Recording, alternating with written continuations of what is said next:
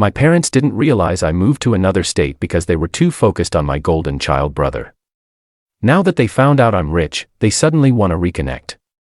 Funny how money makes people remember you exist. Hey, Reddit. Growing up, I always knew I was the background character in my own family. My brother, Jake, was the golden child from the moment he took his first breath. Straight A's in school. Applause. Mediocre performance in a school play. A family dinner celebration. Foul-mouthed outbursts or tantrums. Brushed off with a chuckle, and a boys will be boys.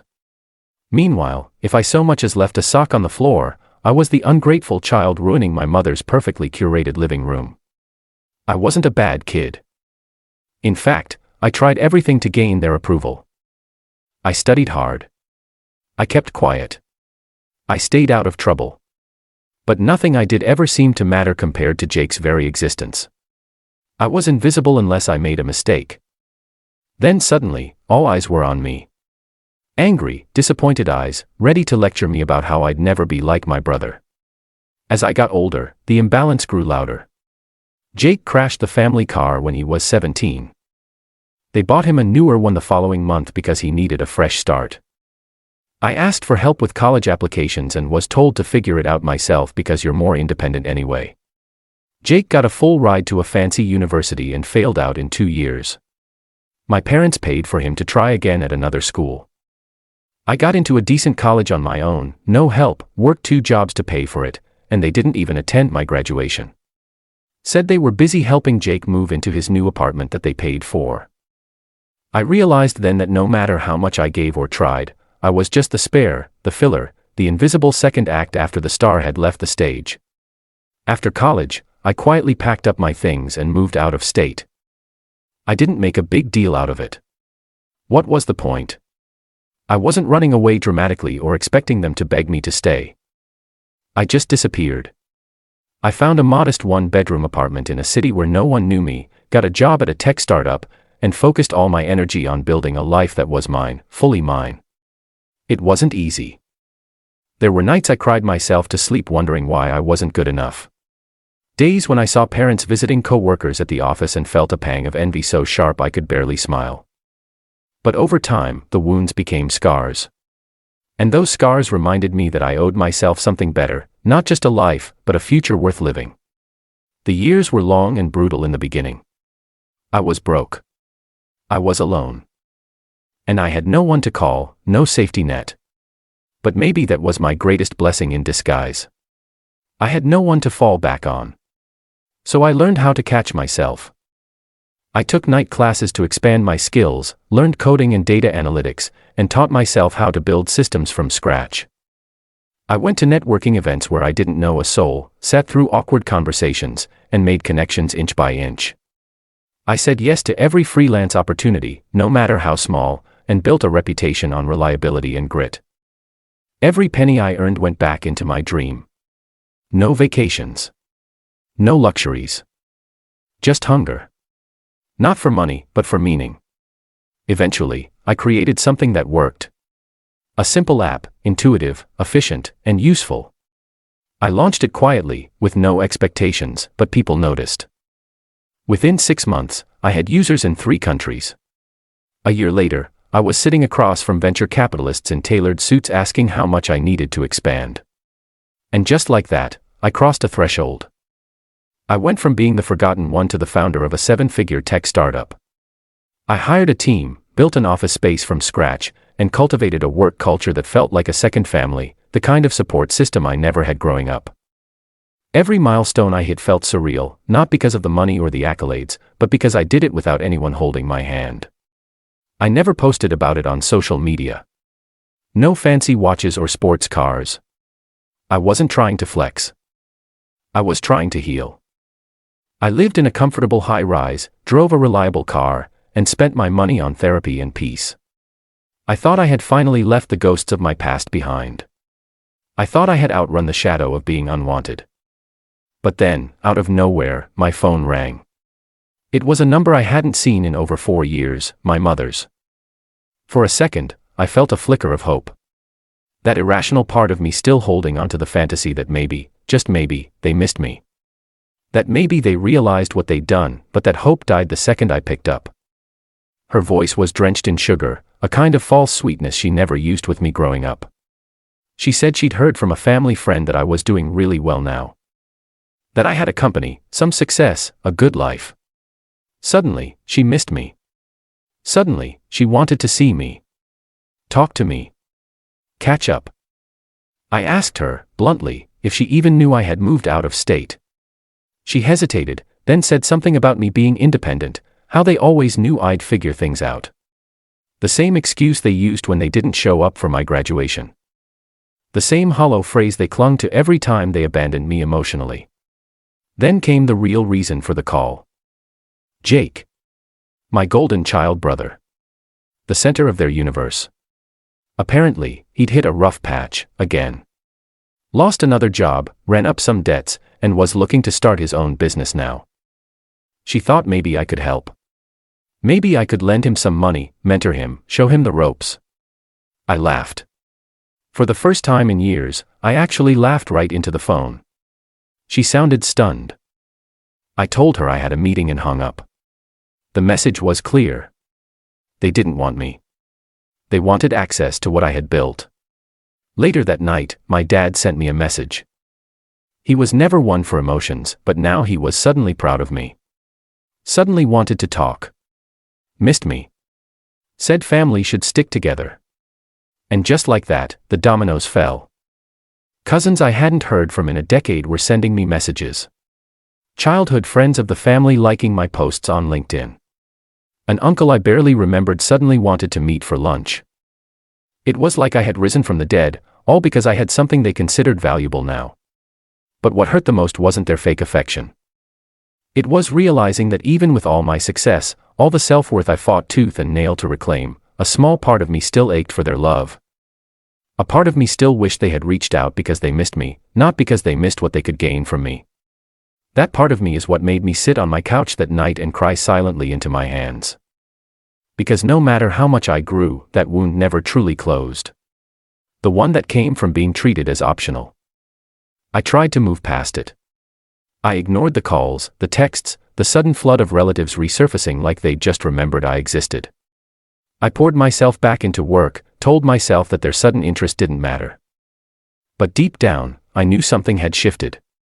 And just when I thought I'd put it all behind me, when I was finally getting used to the silence again, they crossed a line. Because a few weeks later, they showed up. They showed up on a quiet Saturday afternoon. I was lounging in my apartment, just starting to unwind after a brutal work week. I hadn't told anyone in my family where I lived.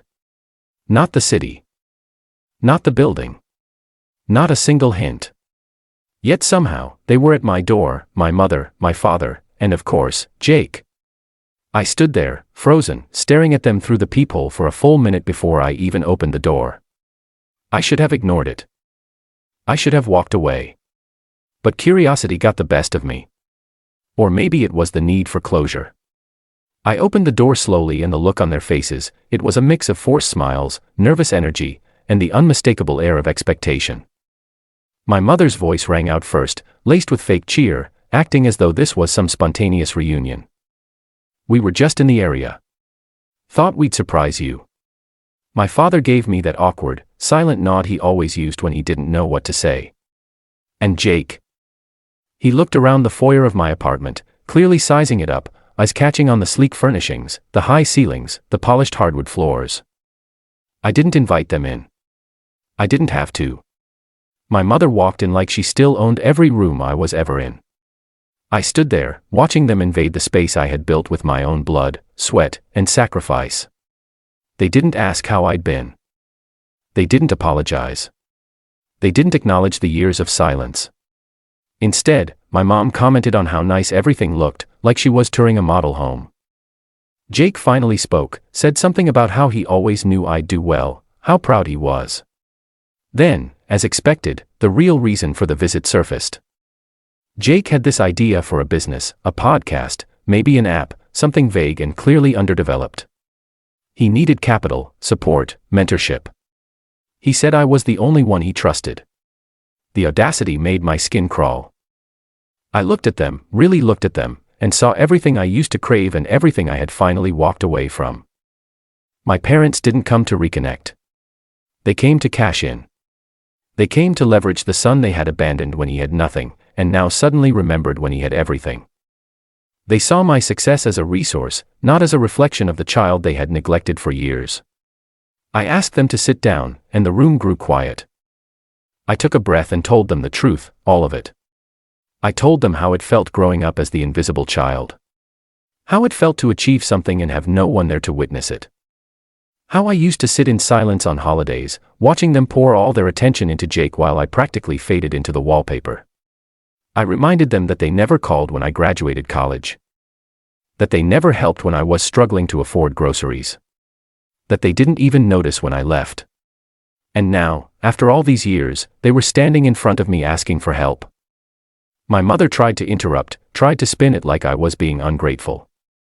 Said family sticks together. That we always support each other. That Jake just needed a little boost. My father, true to form, stayed mostly silent, only speaking to say we shouldn't hold on to the past. But I wasn't holding on to the past. The past was holding on to me, wrapped around my ankles like chains every time I tried to breathe. Jake, of course, played the victim. Said life hadn't been easy for him either. That he was under pressure. That I was lucky to have things work out. That maybe I was just bitter and holding a grudge. That line, lucky, hit me like a slap. Lucky, as if I had tripped and landed in success. As if the years of work, of solitude, of clawing my way up from the bottom meant nothing. I stared at him and realized he would never see it. None of them would.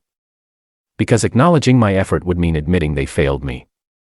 And that was something their egos couldn't survive. So I stood up, I walked to the door, and I told them it was time to go. My mother looked stunned, like she hadn't imagined the conversation ending without a check in her hand.